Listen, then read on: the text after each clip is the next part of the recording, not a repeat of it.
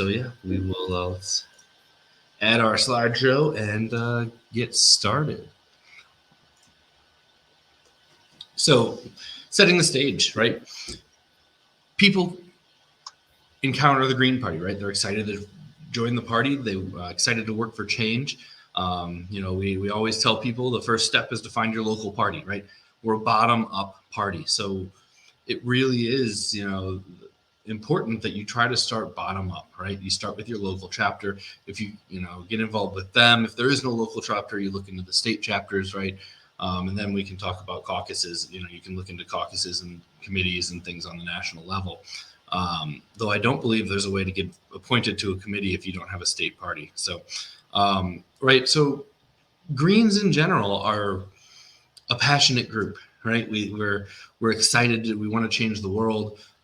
We're excited to try to push for our ideas, and often that very first step, right, of getting a hold of your local party, of getting involved in your local party, is the dead end that stops us, right? Often the local party doesn't make it clear how to get involved. The Slack or whatever chat or whatever communication system, however they're talking, is dead and uninviting and not exciting. The local parties often don't give much directions on what actions you can take, right?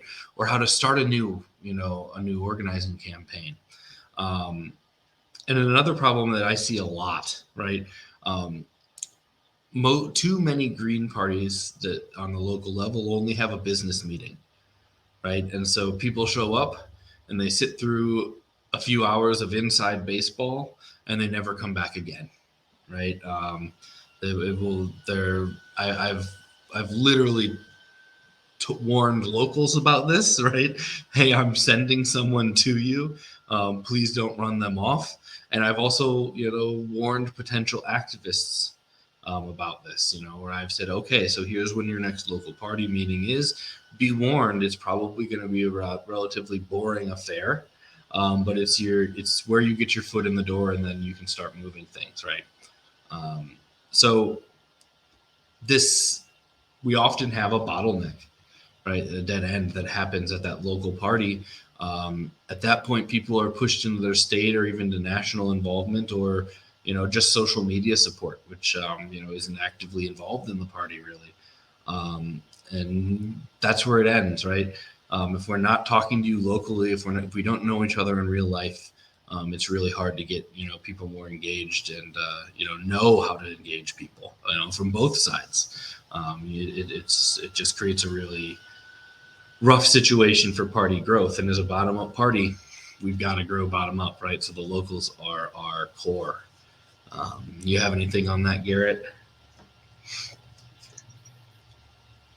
Yeah, I just I agree. That bottom up means that our locals need to be strong for us to really truly have a strong national presence.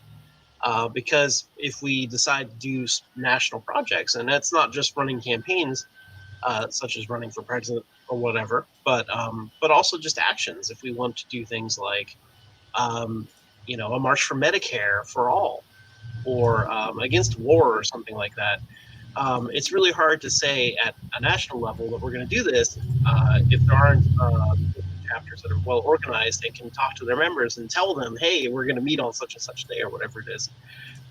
So, part of building a strong Green Party movement is having strong locals and revitalizing them and tackling all these issues. The one that kind of strikes me on this list that we still kind of struggle with a little bit in Pittsburgh is communications. I think it's just kind of a general issue with the left in this digital world. We're all trying to figure out, what's the best way to do it. One thing that gets me a lot is our communications is kind of spread across. Some people like email, some people use Slack, some people still are on Facebook groups. So some people will create Twitter groups with each other. So like communications gets split among 5 or 6 different areas, and so it really gets in the way where we're not having this kind of cohesive conversation about what the Green Party should be. I don't want to take up too much on this slide, but I think we'll get more into logistics of things like this that are important to kind of solve as we go forward to make sure that you have a strong local party that can communicate and create plans of action. Yeah, and I want to add real quick tangent, with the tangent off what or building off one of the things Garrett said. The National Party, the Green Party of the United States, does endorse, national days of action and different movements and things like that. But the reality is, the National Party is a confederation of state parties, right? And we get way deep into that kind of stuff. If you want to learn about, how the Green Party in the United States is actually structured, go to greensocialist.net/101s and look at our, Green Party 101s. But because of our structure, the National Party doesn't have the ability to, actually make a day of action happen, right? So when the National Committee passes, a resolution supporting, I think the most recent one was about ending the Cuban embargo, right? That's the last one I remember the National Committee, approving. When they do that, right, then it's imperative that we have local parties that can actually carry out such actions. Otherwise, it's just kind of a decree into the void. So the having these vibrant and active local parties is essential for our national party as well to give validity to the political positions that the National Party, the Green Party of the United States takes.